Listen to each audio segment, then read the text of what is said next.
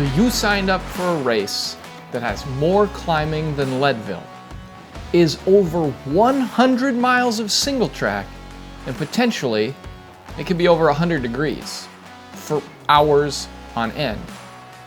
Today, my friends and I are going to talk you through how to have a realistic and successful day so that you don't end up just sitting on the side of some Forest Service road contemplating life, like this guy.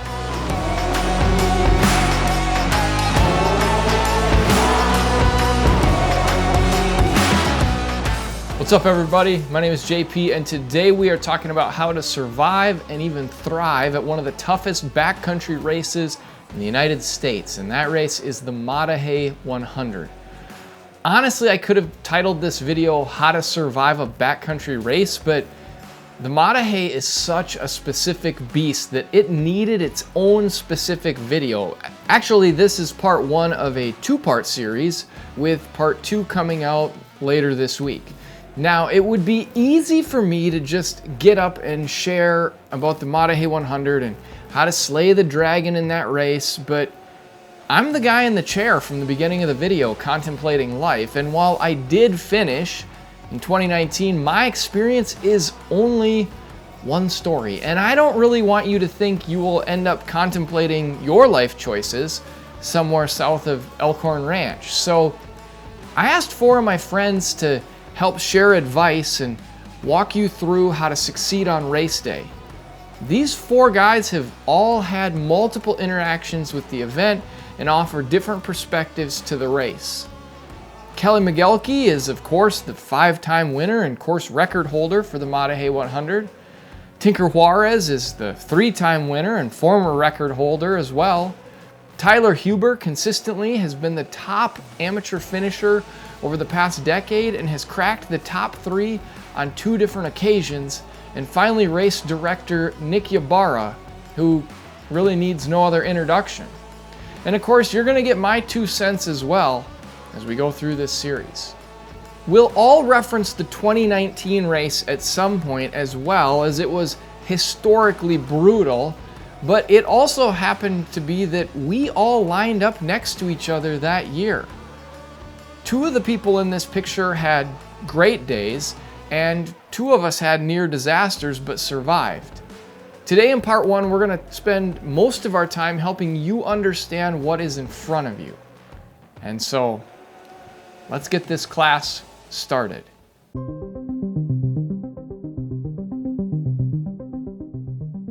Well, we've had a lot of people underestimate the Maah Daah Hey. They underestimate the 100-mile race.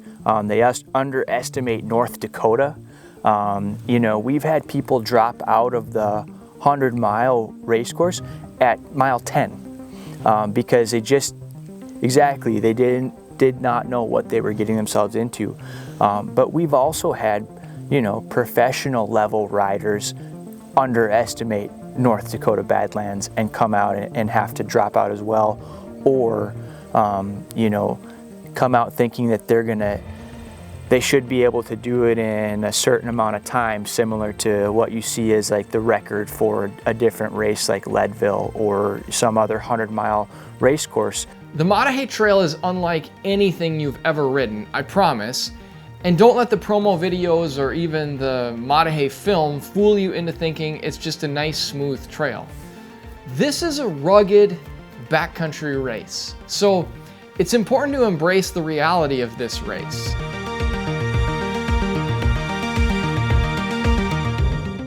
And then you look at record times for Leadville, less than 6 hours. Record time for the Maah Daah Hey 100 is over 8 hours. And the reason for that, man, is it's the Badlands. It is Badlands, single track trail, point to point. You're in the middle of nowhere. And if you don't have a good seg crew, if you don't have a good day, it's gonna be, you might not make it. Now, I don't open with that to scare you away, but you clicked on this video because you were curious or you want to have a successful day, and to do that, you need to know what you've gotten yourself into. You need to respect what is in front of you, and the next advice is probably some of the most important advice you're gonna see on this entire video.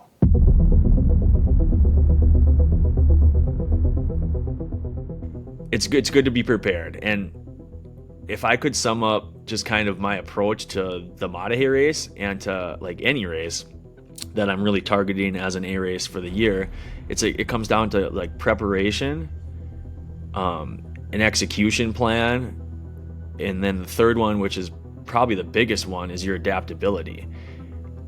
And you can prepare, and that's a huge part of it, and that's the training, that's the making sure no matter what you're up against, if you're a pro, if you're an amateur, if you're a dad, if you're single, whatever, working in your training and getting the job done. Mine's going to look different from yours, from professionals, from anyone else's, but preparing and making sure that happens, and you get prepared the best you can, hiring a coach or doing self-training, whatever.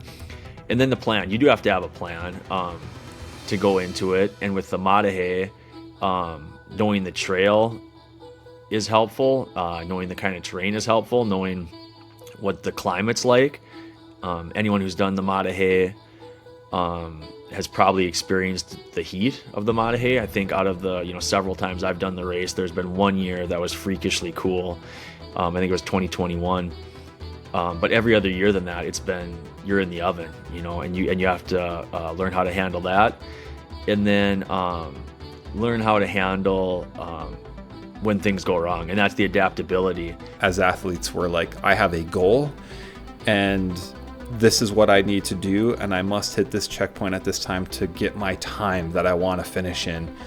I would have that as a loose plan always. If you're 10 minutes behind your goal, do not stress. Do whatever you can to get yourself back on that, and that's usually eating, drinking, bringing your body temperature down if it's a hot day. So I think a big mistake that people make is fighting through this like goal that they have, this like I need to finish at this time, and if I'm not at checkpoint 2 or if I'm not at aid station 2 by this time, I'm failing, and then they kind of scramble, and that's where things just start to go real sideways. As we move through these topics, we'll sometimes pause and have instructional examples to drive home the main ideas. Enjoy these personal stories as entertainment, but especially use them to help shape your own race as well.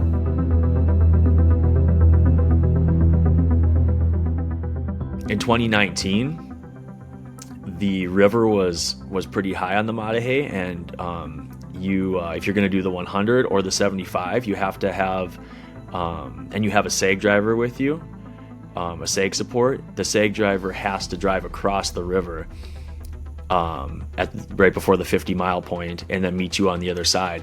And in 2019, I got to the other side of the river. I had ridden across, and my sag support was not there. The people working the aid station right after the river told me there was a vehicle stuck, and that led to a chain reaction of vehicles not being able to get across the river.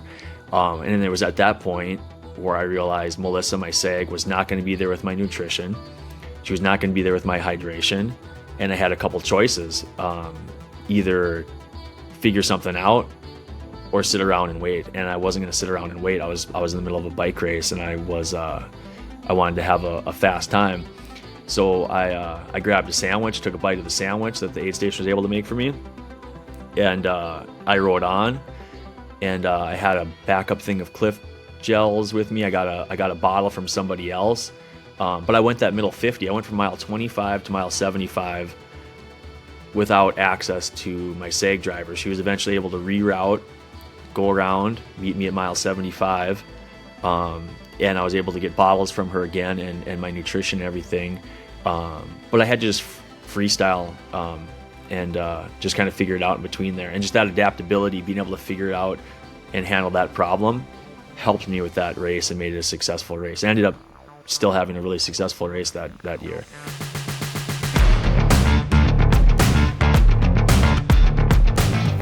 As I lined up for the Maah Daah Hey 100, I was coming from a gravel racing background, and so I planned out my checkpoints and aid stations in the same way that I would in a gravel race. And I remembered showing my spreadsheet to Tyler, a veteran of the Maah Daah Hey 100, and he just stared at it like his brain had glitched out and broken. when you were a first-time racer at the Maah Daah Hey, and probably a lot of people who do the Maah Daah Hey or any kind of endurance event of this caliber, where it's a real big, you're taking a real big bite. Like, this is something you're putting a lot of effort into. You're thinking about it a lot. You're training a lot. You want to succeed. You showed me a spreadsheet. It was an Excel spreadsheet, I think, and you had your nutrition, you had your reactions from people, you had your you had everything, and you had it timed out to the minute. And I remember that. It was like really down to the minute. And I remember looking at that, and that was my reaction, was exactly what you just said. Like, holy, this is going to go sideways early, and it's not going to come back, because those are all good things to, like, the preparation is one thing. So anytime you race the Maah Daah Hey, unless you are having the luckiest day on the face of this earth, you're going to have something go wrong. It might just be minor. It might just be a little something. It might just be you dropped a goo out of your pocket or something like that, and you need to have another goo, or didn't pack. It might be something like that, or it might be catastrophic. It might be you blow up a tire on something, you take a wrong turn, you can't get access to your sag. Those things will happen, and I think how you react to those things is more important than even your preparation going into the race, because when you look back at your race afterwards, those are the things that are going to define you and probably be the biggest contributor to how you finish the race. It's good to have goals, but as you are training, even as you are living your life, you should focus on trying to be more adaptable and flexible to the changing situations, because that will prepare you for race day.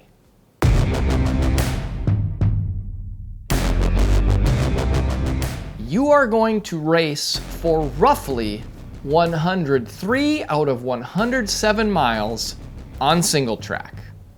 103 miles of single track. So there's a lot of races where you're on Jeep roads and stuff, and you don't have to focus on the straightaways as hard. But on Maah Daah Hey, you got to focus on just staying on this tiny trail for 8 or 9 hours. So your mind is always concentrating on this single track trail, and you don't really have time to just take your mind off, maybe going uphill, but you're still got to stay on a tiny trail. And so you always got to focus on staying on this trail the whole entire race. It's over 100 miles of single track trail. We have the one 2-mile bypass around the north unit that has some gravel road there, but otherwise it's Badlands single track, and it's like intervals. It's all so punchy. You rarely ever are you on a flat plateau up on top. You're either descending really rugged, challenging, exposed switchback single track trail, or you're climbing straight up the next butte.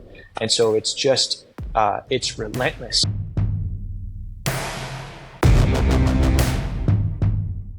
You got to flow with the trails all the time, and that means that you got to always stay on the gas. And as soon as you make bobbles and turns and stuff, then that takes energy away, and then you start to get frustrated because you're making too many mistakes. So if they're not good at single track, they're going to be in trouble, because they're going to be using their brakes too hard, and they're not going to be able to shift correctly. They're going to overshift, or you don't have to shift a lot on this track, because you should be running on your top gears, your harder gears. And then when you start to climbing, you're going to be shifting quicker and quickly, because they're just the hills just come straight up. They're not like flat climbing, so you got to be prepared for that, like that different quick change from fast to going straight up, and then you have to have that good recovery going right back to back into the single track and again. So yeah, it's just mainly just be focused for a long day of all single track, and try to be light on your brakes as possible. Now, please do not go tell your partner or whoever you're with that JP and Tinker said that you have to go ride single track every single day. But if you aren't super comfortable on single track, I would for sure build at least one day of your week into training where you just go and ride single track. Don't do intervals, don't do a workout, just go and work on your skills. Work on improving your braking and work on maintaining your momentum. It will do wonders for you at the Maah Daah Hey.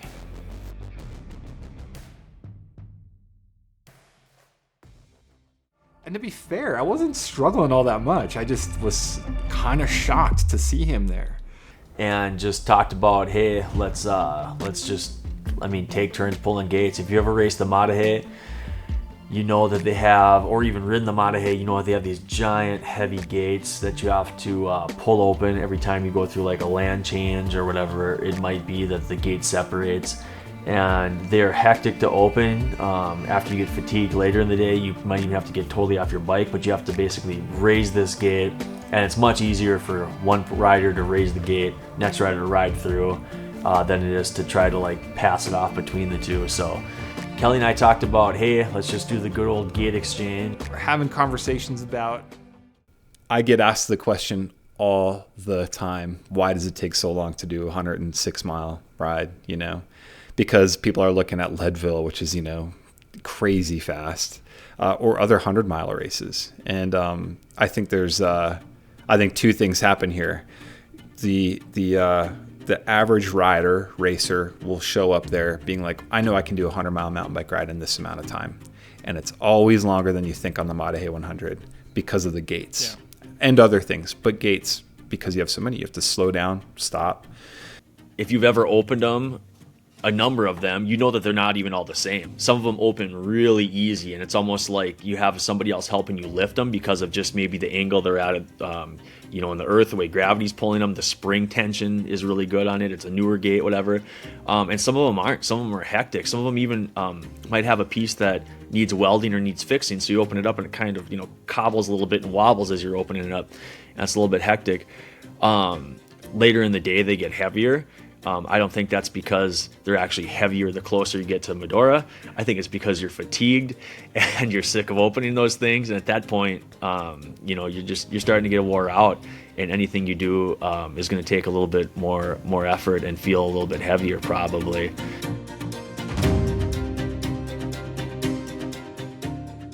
If I'm riding by myself, which has happened a lot, I actually tend to get off my bike. I know that there are some varying degrees, and this is just one story, one sort of option that I always tell people. It kind of helps me stretch my back, but I can actually do it fast enough where my computer actually won't pause, if that makes sense. So I will kind of bring my leg over my bike. I'll keep walking with it. I have enough leverage since I'm standing. I can kind of throw the gate up, push my bike through, let the gate fall, mount the bike and go. And that's kind of a game for me to not let my GPS say ride paused. For me, that works the best because I've noticed that if I lean over the front of my bike, I kind of deal with some back issues, and sometimes that can be a little tricky because they get heavier, shockingly, the longer the race goes. But I know a lot of people do it. A lot of people reach over the front of their bike, open it up, push their bike, they'll scuttle through and then go. But I found that if I'm riding solo, a lot's been said about kind of the difficulty of the trail. It's rough, it's exposed.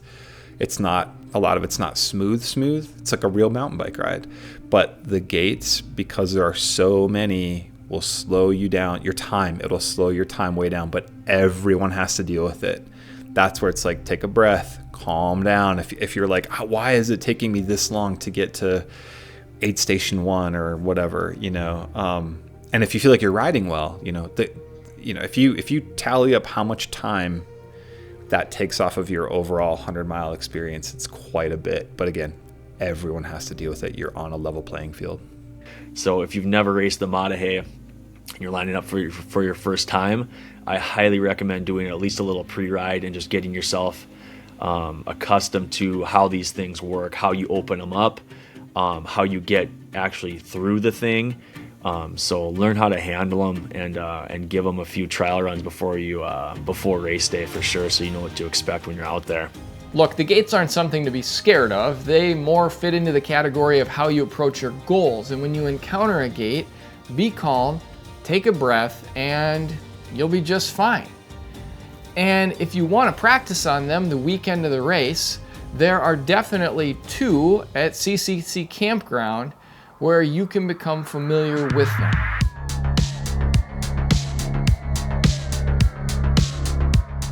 Multiple times on the trail, you're gonna need to cross various creeks. I'm not talking about when you cross the river. I'm talking about actual creek crossings. Some of them will be dry, like the ones in this video. And sometimes you might get wet, like in the race footage. But the biggest thing to know is that many times it's really steep going down into the creek and really steep coming out of the creek. And you can burn a lot of matches trying to get back out only to stall out halfway up, and then you've just wasted all your energy. This is not the Maah Daah Hey Trail, but it is a similarly steep dry creek crossing on a trail near me. Now, there's really 2 options when you cross the creek. You can do what Kelly does, and he recommends putting it on the biggest cog in the back on your cassette and spinning your way out easily. But you have to be proactive about this. You have to make the shift before you get to the creek, or you'll spin yourself out. The second option is what Tyler recommends, and that is to actually get off your bike and walk it out when you have to. And the thinking here is pretty simple. Most people on the Maah Daah Hey are gonna spend at least 9 to 10 or more hours on their bike. And every time you try and crank it for all you're worth and push 800 watts to get out of a creek bed, well, you're gonna burn more than just one match. You're gonna light it up. And over the course of the day, that's gonna add up. So save your energy, lower your pride, and get off and walk. There's no shame.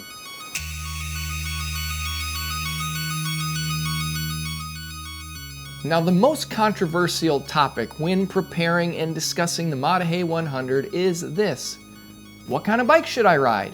Hardtail or full suspension? Let's open up that can of worms right now, because why not? Now, if you look at the start line picture of Kelly, Tinker, Tyler, and myself, you might think that it's a no-brainer to dust off the old hardtail, as that's what 3 of us were riding that day. But let's talk through what everyone actually has to say right now. I may be a glutton for punishment. I'm also maybe like kind of a hopeless romantic on the trail. Like, I like the feeling of a hardtail. I really do. I like the feeling of a rigid fork even on a mountain bike. I like cutting into single track and kind of feeling all the bumps and grooves and just feeling the tires on. I really just love the feeling of riding a mountain bike. But technology is good. Technology is so good, and it's so forgiving. And riding a full suspension, having that that cushion in the back over the bumps, having that connectivity of the rear wheel that rear suspension gives you, it really plays into it. I highly recommend riding a full suspension bike. You may see a certain 2-time Olympian out on the trail riding a hardtail bike who's in his upper years of age, but I'm old school mainly, and I've always started with a hardtail, and I've always raced a hardtail. And I mean, I'll race some of the gnarliest tracks that around in the world almost, and you'll see me on a hardtail then. I've just mainly because it's just a lighter bike. Probably my number one reason is just lighter. It means to me it's faster. Yeah, now I'm going to get the punishment out there on a lot of technical stuff. But I know how to handle the technical stuff. I have to focus a little bit more than most of the guys at full suspension. I have to really focus on the smoothest line on a technical course, where a lot of guys at full suspension don't have to focus that hard on the technical stuff. So that right there makes it more challenging, because I'm not on a full suspension. I got to always know that, and I always know anything that's hard, just because they're able to ride it doesn't mean you're going to be able to ride it as smooth as they are. The Maah Daah Hey is so unpredictable as well. You can have a day out there, or you can even have a section of trail out there in which whatever happened, maybe some cattle stomped through it and made it really smooth because it's been dry for a month, or maybe you know, just the way that the year has been, you can also have that exact same situation happen in the opposite way, where there was rain 2 weeks ago and cattle came through right after the rain and haven't been there since to stop it, and now it's hardened up and you're going through a 5-mile section of abusive, beat up, rugged, you know, Teddy Roosevelt level single track at this point, and you're gonna really want that full suspension. My back doesn't bother me. I'm not, you know, not walking where I can't handle it anymore. Every time I hear somebody talk about a suspension, I go, man, I'm tired of riding a hardtail because my back is messed up, or this something to do with their back or their body. And I really haven't seen those, I haven't had those complaints to be able to go, you know what, I cannot ride a hardtail anymore. Last year was my first time on a full suspension bike on the Maah Daah Hey, and I can say confidently with zero hesitation that the most efficient tool for the Maah Daah Hey 100 is a full suspension 29er. And so if I could just say one thing, I'm like, the record is held by somebody who is riding a pretty heavy bike, full XT kit, with 120 mil of travel, like a bigger bike. And the year that I did that, the two guys I was riding against had way lighter bikes, and one of them was a hardtail. So yes, I raced the full distance on a hardtail, but my back was a complete mess for weeks afterwards. And when I was out filming the Maah Daah Hey film this past year, I was on a 120 mil travel downcountry bike that I felt was just about perfect. However, I tell you all of that to say, whatever bike you have is the right bike for you right now. Bikes are crazy expensive right now, and so if you have a hardtail, make the race work on a hardtail. You can do it. Put your time and energy into solving the other issues you need to have dialed for race day, because ultimately, the bike is a comfort issue and not a deal breaker.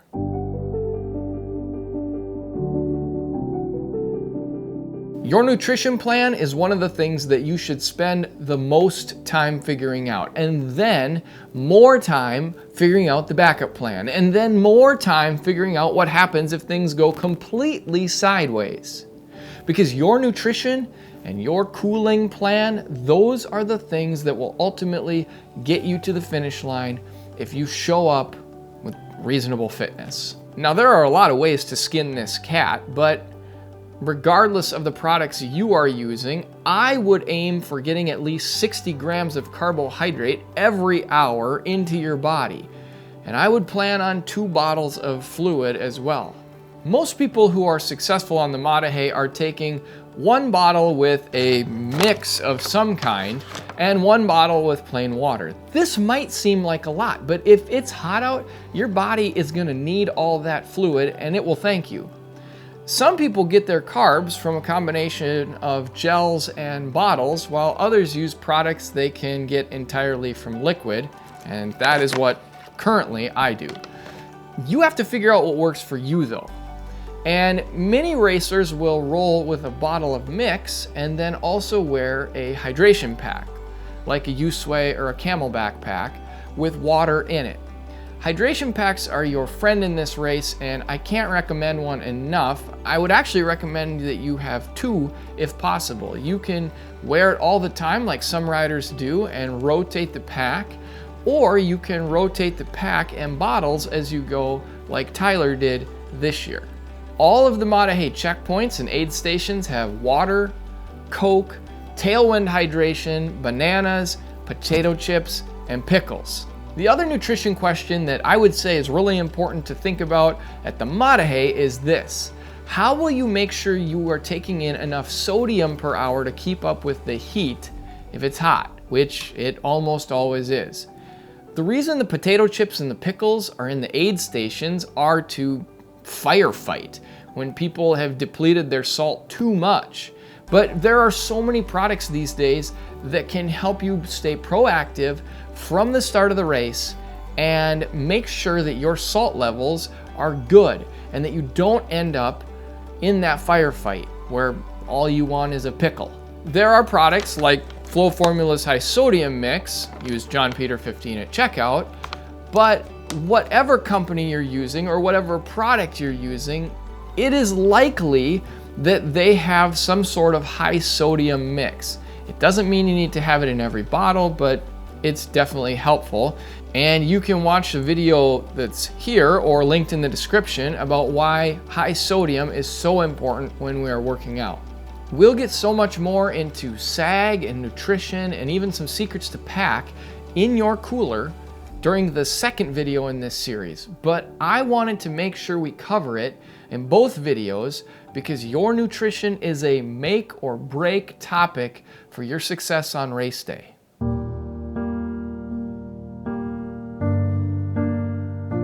Theodore Roosevelt was an amazing man.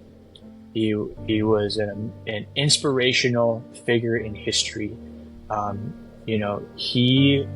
He came out to the Badlands in 1883, and the Badlands have never been the same.